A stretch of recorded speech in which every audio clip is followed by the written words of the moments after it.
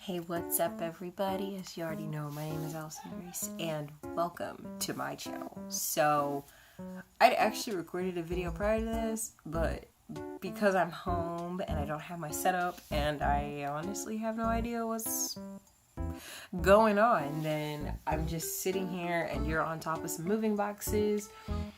And you're gonna stay on some moving boxes until I figure out my life. I was on Twitter and I asked everybody what they wanted to see for this week and next week because I missed last week because, I honestly just had a bit of a meltdown because I realized I wasn't gonna see any of my friends or my family or my loved ones or anything like that for the summertime, with a few exceptions. So I had a major breakdown over that, so I wasn't really in the mood to record, and I had this puffy face with sleep-deprived eyes, and I wasn't going to show that.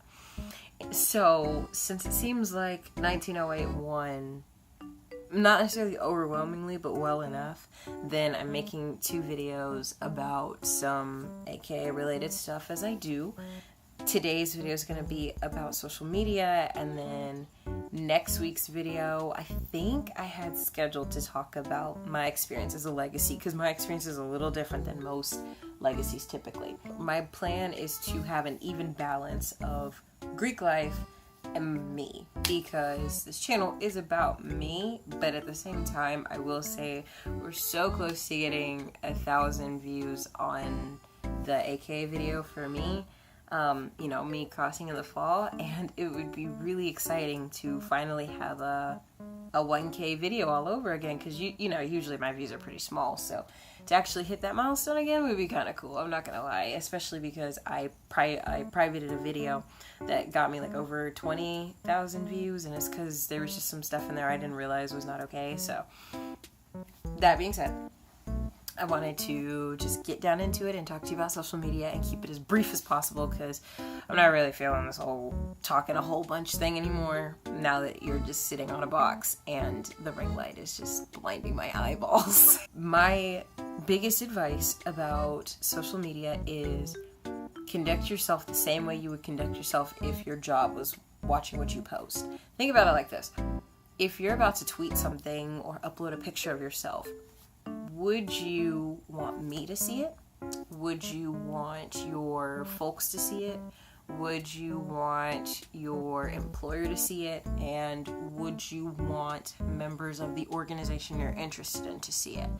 Because there have been a lot of qualified people when it comes to, at least in my case, that I've looked at who could be potential interest for my chapter, and then there's this really inappropriate picture of them where you can see their underwear, or where you can just see their boobs. And while I am a firm believer of body positivity and body love and body freedom and self-expression, at the end of the day, my goal when I'm looking at an interest social media is, do these posts reflect what the organization believes in?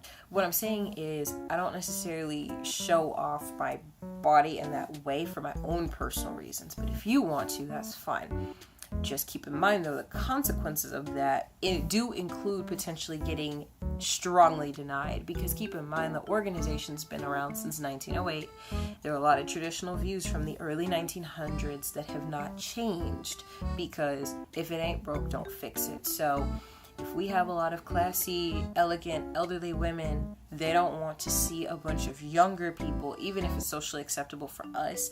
They don't want to see other people scantily, dressed on social media. You can do that in your private time, and you can actually do it in general. It's just you might not make it into the organization, so just weigh your options. When it comes to expressing interest online, just know that there's a digital footprint for everything.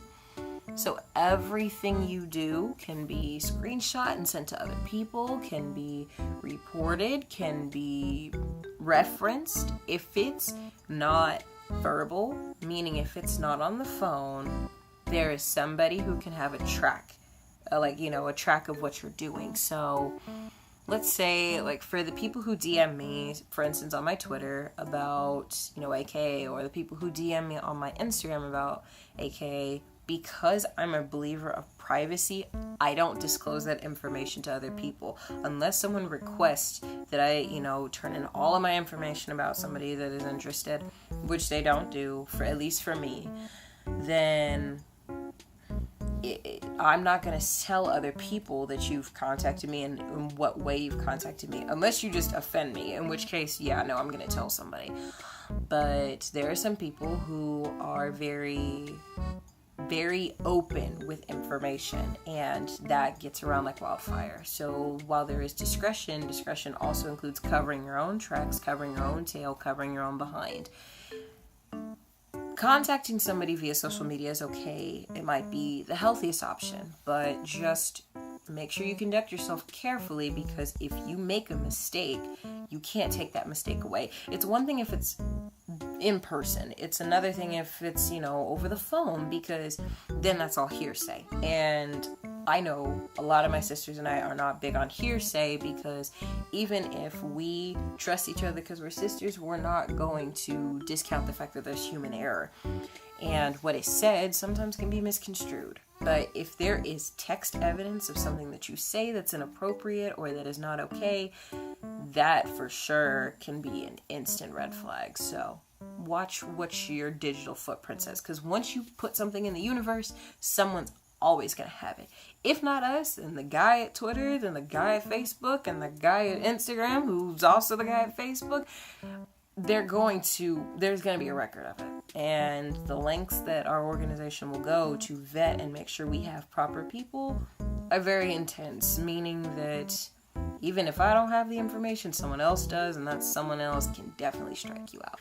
The last thing I'd give you a warning about is showing, when it comes to who you follow, what you like, and what you retweet, that can tell a lot.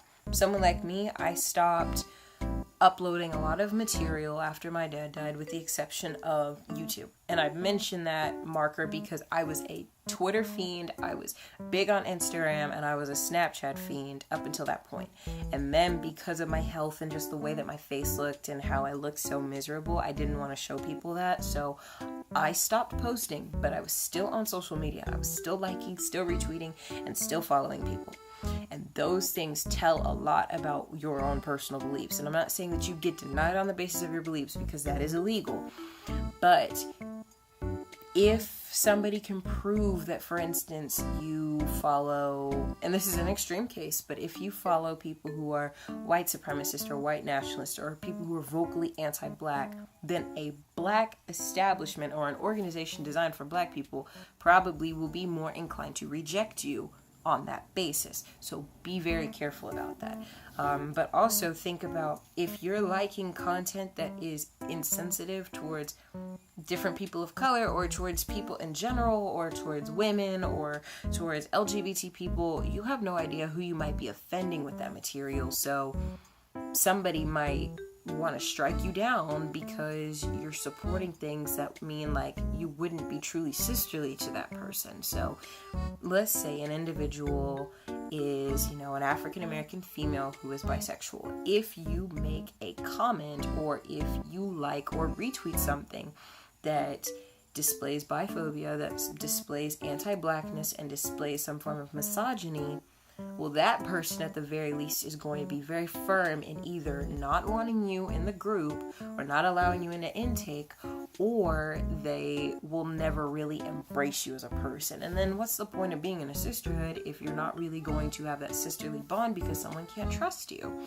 So you may have your views, but definitely keep them private, for the basis of, not to be politically correct, but just because if you offend the wrong person, you might not make it far with what you want to do. Now, personally, I would really hope that you are generally very open-minded towards different people and towards different identities, and that you would be respectful.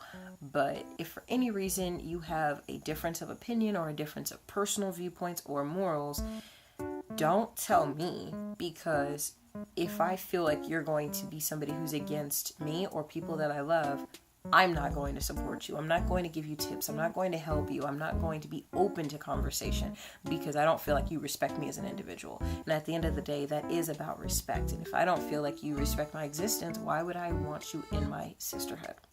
So, that being said, I really wanted to keep this relatively quick. And for me, 11 minutes is quick. But don't forget to like, don't forget to comment, and don't forget to subscribe. As you already know, my name is Alyceson-Grace. I make videos on Fridays. And whenever I feel like it, stay tuned.